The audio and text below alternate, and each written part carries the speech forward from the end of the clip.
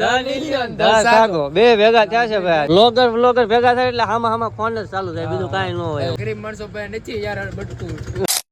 તો જય દ્વારકાધીશ અને જય શ્રી રામ મિત્રો. 191 મોદી સાગાની સાથે આજે ગેરેજે લઈને જવાનું છે આપણી ફોર્ચ્યુનર. પણ પેલા તો આ બધું સાઈડ માં મૂકવું જોઈએ. જો સૈનિક ની માથે સડી ગયું તો ઘરે કોબા ઉપાડ લે.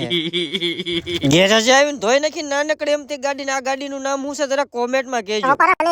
હવે તો હું કરવું, ગાડીઓ મેણા મારે છે પણ કાંઈ વાંધો નહીં. હવે નો કીધી નો ધોય એમ તને ધોઈ ને સવાર માં ઈકો ને લાગી ગઈ ગરમી તો મારે ફૂકણી લઈને સડવું પડ્યું.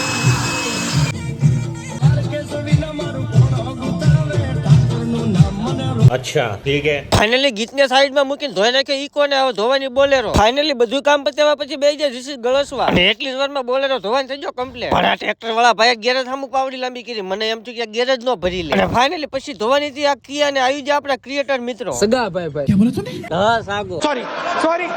સાગો ધ સાગો બે ભેગા થયા છે ભાઈ.